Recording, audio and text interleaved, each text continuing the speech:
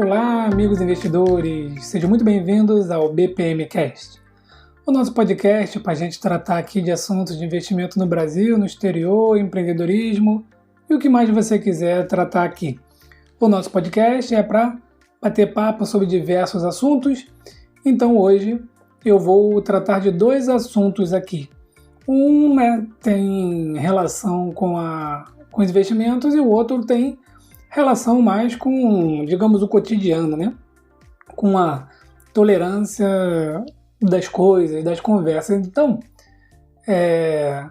antes de começar aqui a falar do assunto propriamente dito, eu queria já lembrar você aí que se ainda não me segue lá no Instagram, para me seguir no Instagram, @bpmilhão, porque eu ainda não tenho 10 mil seguidores no Instagram, então eu não consigo colocar o arraste para cima.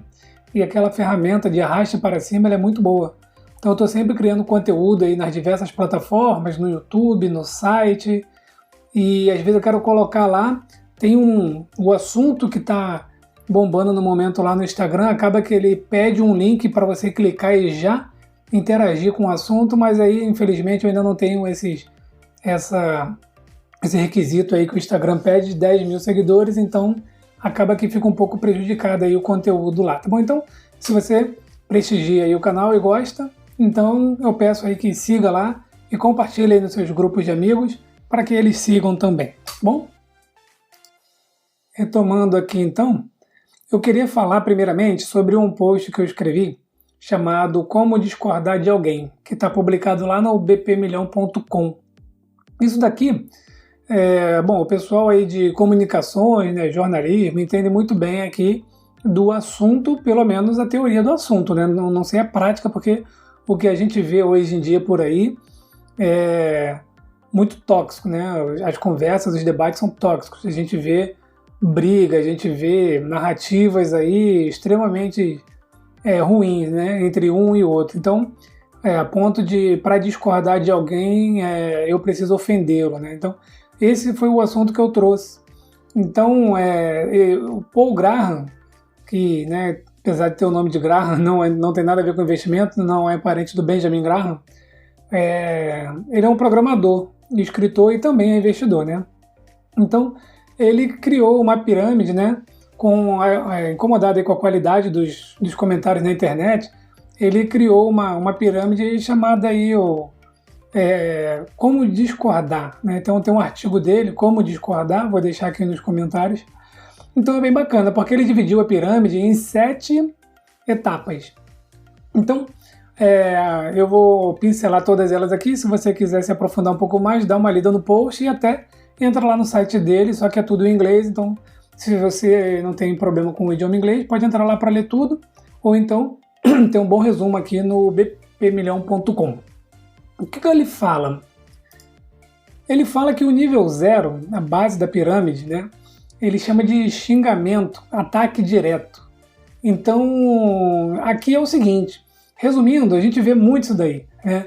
Então alguém vai lá e fala que, eu não sou ligado em futebol, mas eu vou falar aqui alguns exemplos, citar futebol, política, porque são temas aí que geram realmente muita polêmica, tá?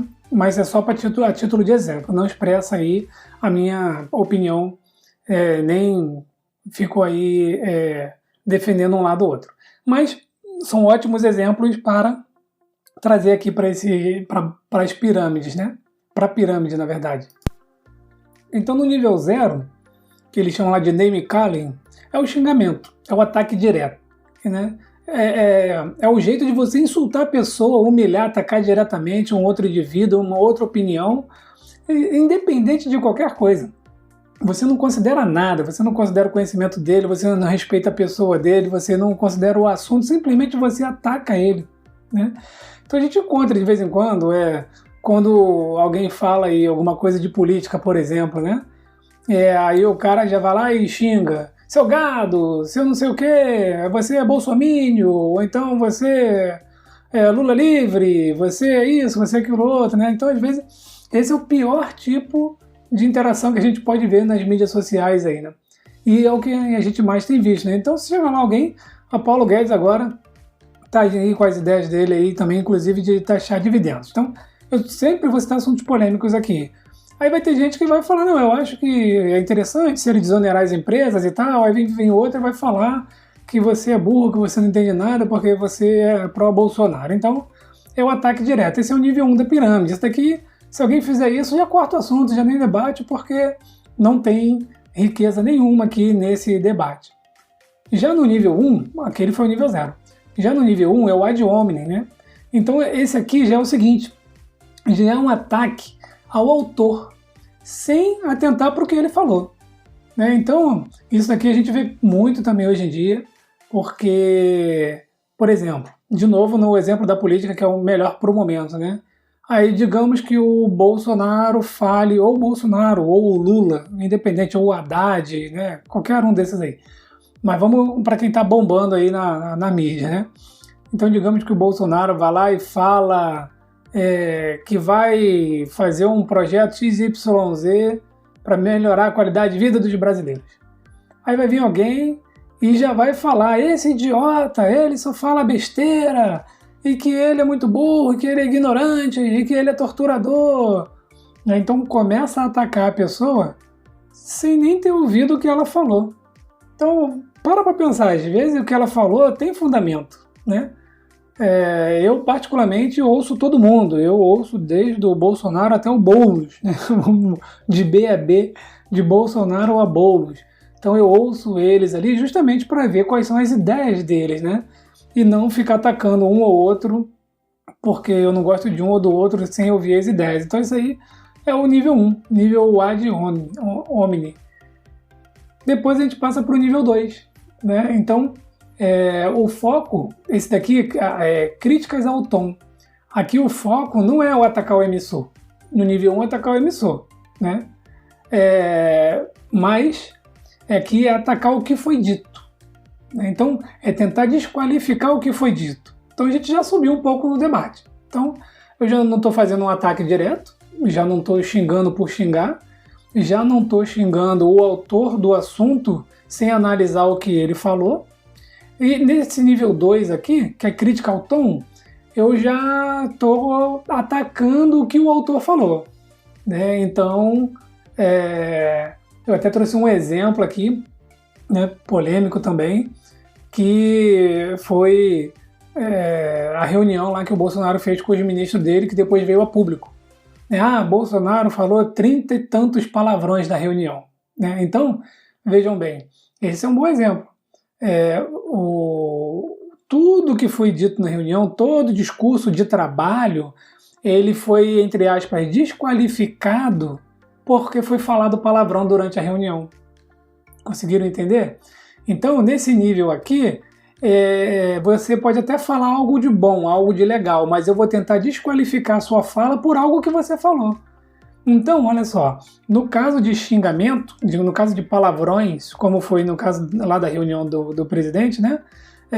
Aí você pode condenar o jeito dele falar, você pode condenar o palavreado dele, mas a reunião, o teor do que foi falado, né?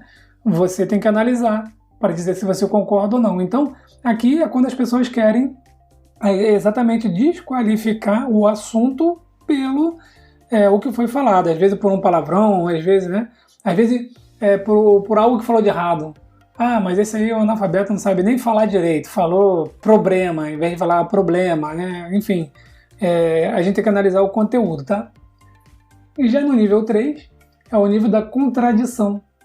Né? Então aqui é onde eu vejo que a gente começa a chegar no básico aí de um debate, né? de uma discussão. Aqui a gente já começa a ter um pouco de elementos aí de isenção de ânimos, digamos assim. E aqui a gente deixa um pouco de lado os ataques a quem falou ou como falou, né?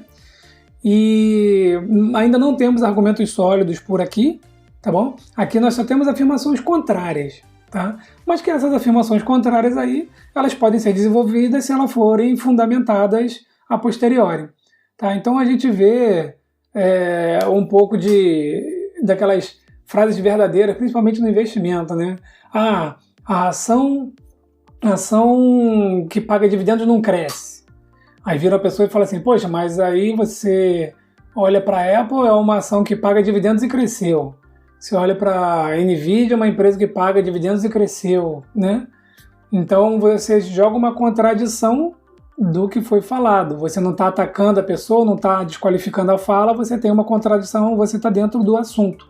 E daí sim a gente pode desenvolver porque cada um vai defender a sua tese. No nível 4 já é o contra-argumento. Então, o nível 4 eu já considero que a gente não encontra nas redes sociais.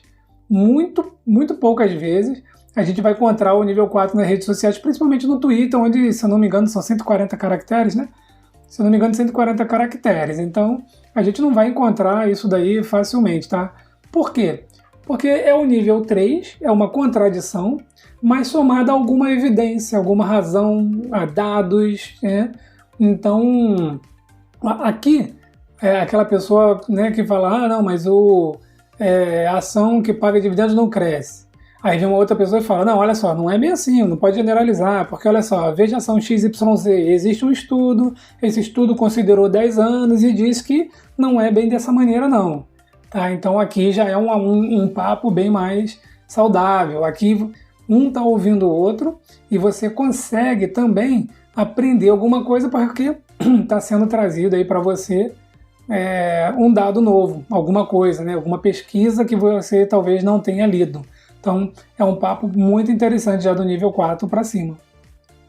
E aí a gente passa para o nível 5, que é a refutação. Aqui sim o debate é construtivo. Aqui ele é bem interessante.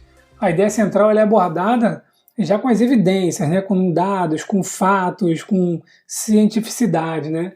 Então, não tem ataque direto à pessoa, não tem ataque direto à forma que foi dito, né? A contradição ela vem aliada aí a estudos, né?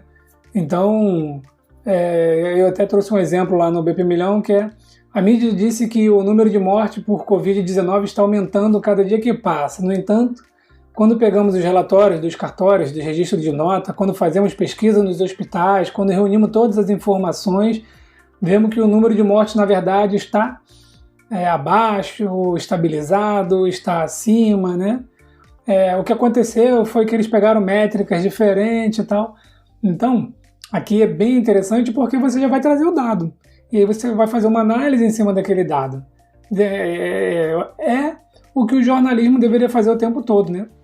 Então a gente deveria referenciar. É aqui na fase da refutação e que o debate ele fica muito, muito rico. Tá? Então esse aqui é um debate até alto para as redes sociais. A gente acaba encontrando um pouco mais disso daqui em sites e blogs, porque você tem mais tempo, mais espaço, mais liberdade para escrever e você consegue vir escrevendo um texto de repente, não, porque olha só, segundo o estudo, investir em ações é bom e tal, mas é difícil, não sei o que lá, existe uma fórmula mágica, segundo Joel Greenblatt, no livro dele, ele tem uma fórmula que pega lá isso, aquilo outro, mas em compensação, né, o outro fulano de tal diz que não é bem assim, pegando lá o livro Investidor Inteligente, né, então a gente percebe que ele dá preferência para ativos assim, assado, então aí você já está referenciando, isso daqui é muito rico, isso daqui é o que realmente a gente deveria encontrar aí em todo tipo de conversa. E aí, por último, a gente chega ao nível 6. Né? Começamos no 0 e já estamos no nível 6, que é a refutação do ponto central. Então isso aqui é muito mais difícil encontrar, né? Aqui a gente vai encontrar mais em exercícios acadêmicos, em trabalhos de monografia, né? Trabalho de mestrado, doutorado, aqui já entra a ciência, enfim, tem um monte de coisa aqui. Então você vai pegar o ponto central ali, é como se fosse uma reunião de tudo, o que eu comentei, só que tudo corrigido, né? Então você vai pegar o ponto central e você vai detalhar ele, explicando passo a passo, de modo que a pessoa não tenha dúvidas quanto ao que foi dito. E ela mesmo pode pesquisar tudo o que foi dito, que ela vai chegar na mesma conclusão que você, porque todos os dados estão ali, né? Então, eu tenho um exemplo desse aqui. O pessoal me pediu muito para fazer um vídeo sobre a corretora Passfolio, e aí eu fui lá e coloquei a minha opinião. dizendo resumidamente, né? Eu vou resumir aqui, que eles iniciaram no mercado, muito bom, muito legal, concorrente da Avenue, muito boa, a concorrência é excelente. No entanto, eles começaram com os mesmos erros que a Avenue começou, né? E eu acho que para começar, deveria começar certo, deveria começar sem os erros que é receber uma stop order da CVM e ficar aí captando clientes no mercado aqui, né, de forma irregular pela CVM. Como a Avenue passou por isso, então, e eles corrigiram, né? Então eu falei, poxa, se a gente tem já na história o exemplo da Avenue, que tomou uma stop order e teve que parar de captar cliente aqui, teve que fazer uma parceria com uma corretora aqui, e agora está liberada para poder captar clientes aqui, por que a Passfolio não fez isso? Por que ela não já chegou com os erros corrigidos? Não, ela chegou errando os mesmos erros. E aí eu coloquei lá no vídeo os documentos. O documento da Avenue quando ganhou stop order, o documento da Avenue respondendo a CVM, o documento da CVM, né, dizendo que beleza, está tudo ok, e mostrei o documento da CVM, né, dizendo que a Passfolio estava com essa stop order. Então, assim, eu trouxe dados, trouxe fatos, expliquei, coloquei lá tudo. Vocês podem pesquisar tudo que eu coloquei naquele vídeo, mas se vocês lerem os comentários, vocês vão encontrar do nível 0 até o nível 2 da pirâmide nos comentários. Muitos comentários desse sentido, tá? Do tipo, não, você está de implicância com a Passfolio, ela é boa porque ela me dá $5 se eu indicar alguém. Ela é boa porque a corretagem é 0. Ela é boa porque se eu depositar $100 ela me dá uma ação. Então, assim, não tem nada a ver uma coisa com a outra. O fato da corretora te premiar com alguma coisa, isso daí é outro assunto. É o quanto de caixa ela tem para queimar com isso, para alguém pagar essa conta. Esse é outro assunto e todas elas fazem. Só que todas elas têm uma receita para isso, né? Quando acaba o dinheiro, eles param com essas promoções, digamos assim. Então, o fato foi outro. Finalizando então essa parte aqui da pirâmide, o nível 6, que é a refutação do ponto central, você vai trazer todos os dados, links, estudos, né? E a pessoa que quiser, ela vai pesquisar junto ali do teu texto e ela vai acabar se convencendo, ou então ela vai refutar, mas também com dados. Não adianta nada refutar só na nossa palavra, né? Quem já fez aí um mestrado, um doutorado, aí um curso desse, sabe que você precisa ter um teórico, você precisa referenciar. Você tem a sua tese, você tem que defender seus argumentos, você tem que trazer dados, você tem que fazer uma análise, você tem que referenciar com 1 ou 2 teóricos pelo menos, né? Então, isso daí é um assunto muito interessante para a gente elevar o nível das discussões, tá? E nas redes sociais, o máximo que eu vejo é até o nível 3, tá bom? Então, infelizmente, nosso nível de debate ele é muito baixo. Se você quiser ler o post completo e também os comentários, tá lá no bpmilhão.com, é o post chamado Como Discordar de Alguém. Agora, antes de falar do próximo assunto, que também é bem interessante, também trabalha muito aí a opinião das pessoas e o conceito, né, de uma determinada atividade, queria lembrar que nós temos agora a área de membros no YouTube, tá bom? Então, se você quiser fazer parte da área de membros, é só entrar lá, clicar, vai fazer parte da área de membros e nós vamos debater vários assuntos de ações, de estratégia, de imposto de renda, tá?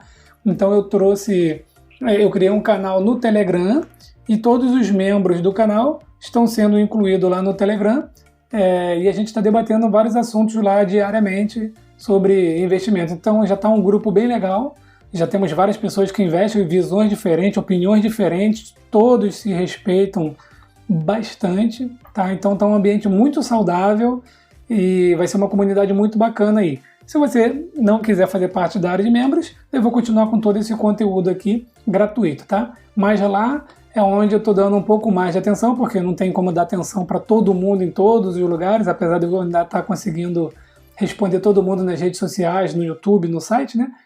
Ainda consigo responder todos vocês, mas lá eu dou uma atenção um pouquinho maior, porque a gente sabe que os membros são as pessoas que estão realmente voltadas aí com atenção para os investimentos no exterior, tá bom? Então, eu queria trazer um segundo assunto, né, o BPMcast hoje vai ser um pouco mais longo, eu queria trazer um segundo assunto que eu também falei lá no bpmilhão.com, que era se a gente deve mudar o conceito de reserva de emergência ou não. Qual é o conceito de reserva de emergência que a gente tem hoje? É o conceito de você ter os seus gastos, né, em reserva por 6 meses. Então, se você tem lá 5 mil reais de gasto mensal, você tem que ter 30 mil reais guardado. Isso seria 6 meses dos seus gastos. E isso independente de investimento, independente de querer trocar de carro, independente de querer tirar férias, né, fazer uma viagem, independente de tudo isso. Então esse é um dinheiro que ele tem que ficar lá, que você não pode mexer de jeito nenhum, e ele é para emergências, tá? Então é bem bacana porque essa pandemia, ela trouxe essa discussão, né, se a gente deveria mudar esse conceito de 6 meses ou não. E eu defendo que não, a gente não deve mudar. A reserva de emergência continua sendo de 6 meses, né? Mas aí eu fiz aí uma enquete lá no Twitter e também no Instagram, e foi bem bacana que a gente teve aí gente falando de 4 meses até 36 meses. E aí que eu queria trazer para vocês aqui e alertar, né, que o conceito ele não mudou. O conceito continua de 6 meses. O que falta é a gente interpretar, às vezes, corretamente esse conceito, ou então falta educação financeira, tá? Então eu vi um monte de gente falando, não, a pandemia veio e agora provou que 6 meses é pouco, precisa de 24. Outro fala que precisa de 12. Pessoal, reserva de emergência continua sendo de 6 meses. Então vamos lá. Você vai pegar e vai juntar 6 meses dos seus gastos total, tá? Então você vai pegar os seus gastos e vai guardar esses 6 meses. Não vai mexer mais nele.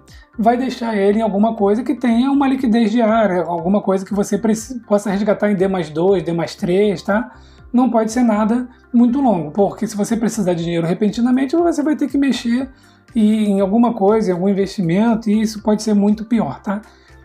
Se você investir em ação esse dinheiro, de repente você pode precisar no momento que as ações estão em baixa.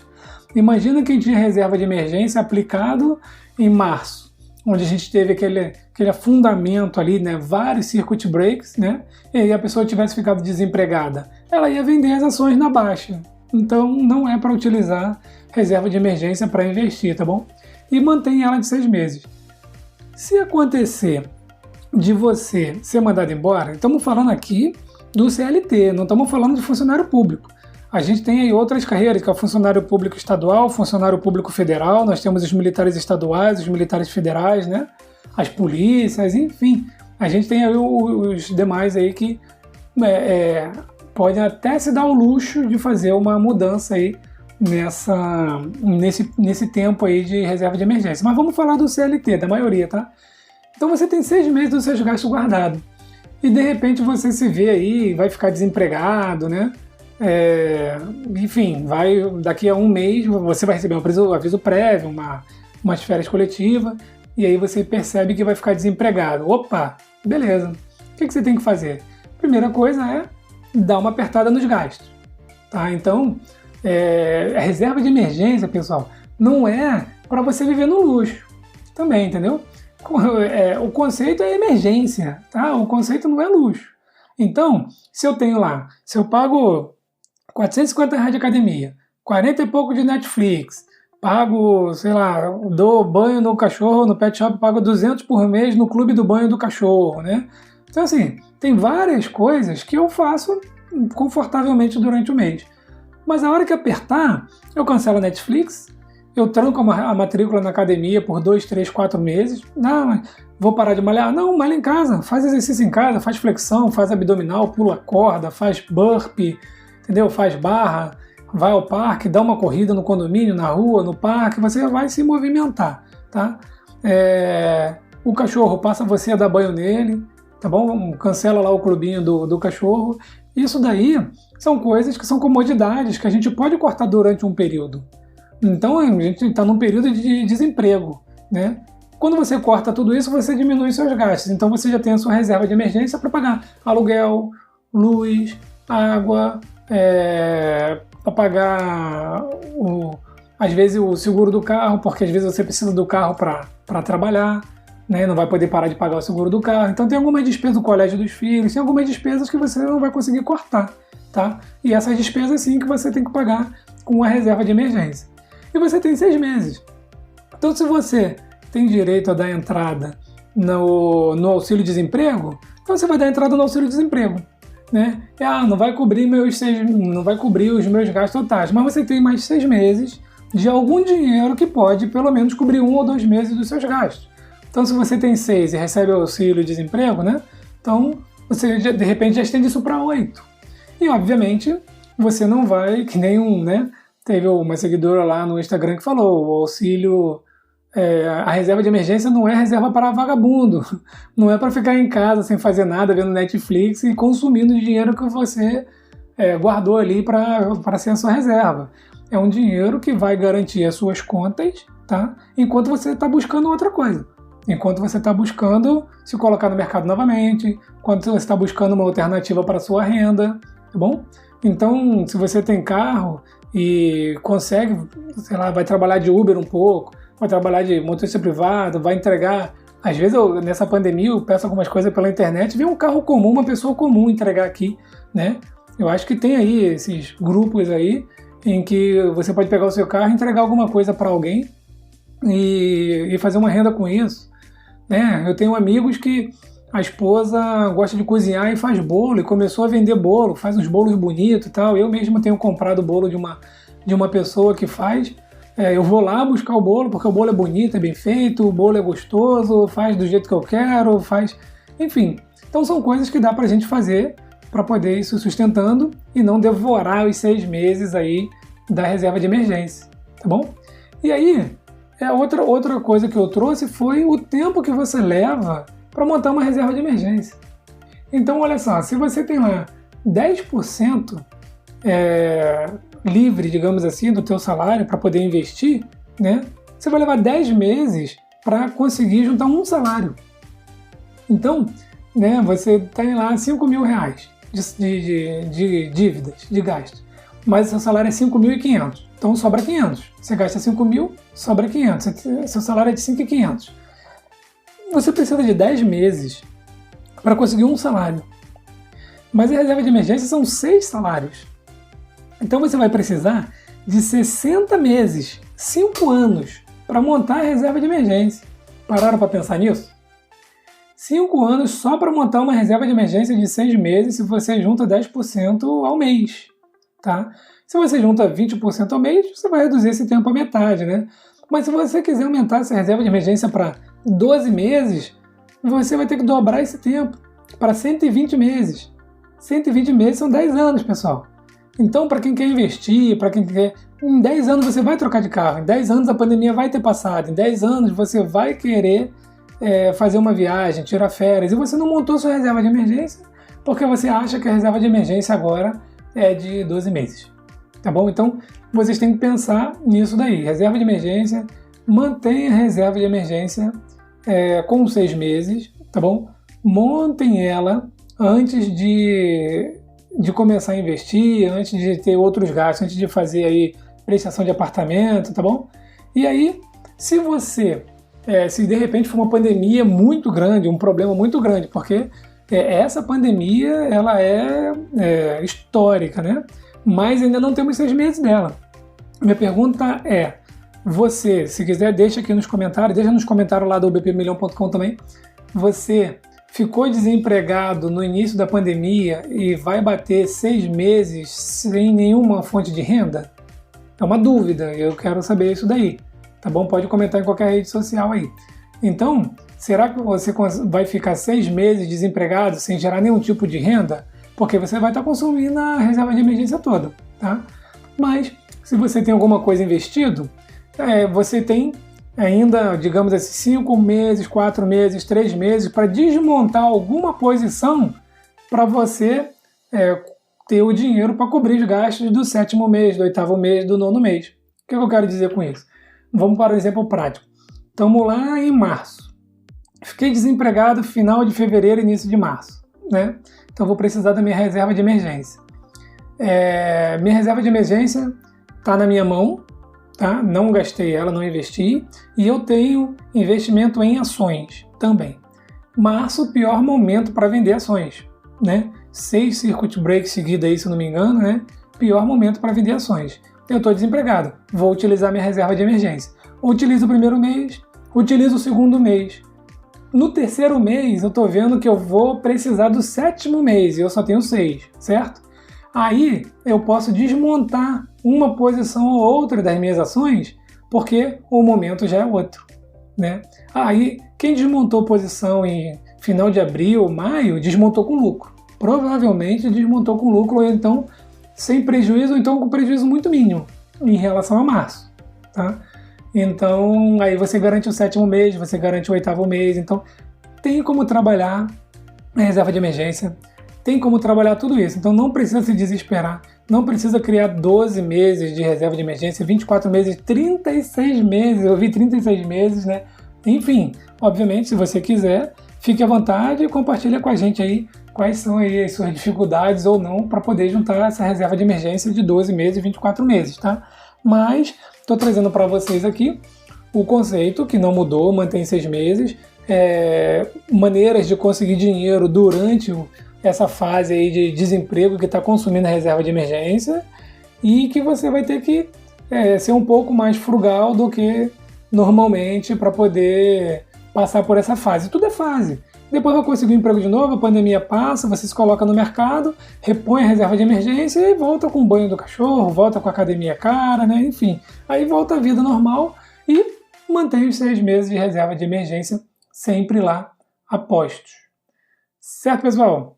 Então era isso que eu queria trazer, esses 2 assuntos, são assuntos que eu acho interessantíssimos, tá? O primeiro aí que eu falei de como discordar de alguém, é um assunto que eu já queria conversar com vocês aqui. Às vezes eu escrevo o post, mas quando eu falo aqui acaba que explico um pouco melhor, né? E aí o comentário de vocês é muito enriquecedor também. E também da reserva de emergência, o momento é muito propício, eu vejo muita gente falando sobre isso e fiz uma enquete e vi que realmente tem muita gente aí que acha que a reserva de emergência tem que ser aumentada para 24 meses, inclusive, tá? Então, respeito a sua opinião, mas pensa um pouquinho aí sobre tudo isso que eu falei. E se ainda assim você tiver algum ponto, algum argumento bem forte, né, que derrube aí o meu argumento de ter somente 6 meses em reserva de emergência, eu vou ficar muito contente de você colocar nos comentários aí, porque eu gosto da dialética, eu gosto de ver a opinião diferente aí da minha. Certo, pessoal? Então, por hoje é isso, vou ficando por aqui. Um forte abraço a todos e nos vemos no próximo BPM Cast.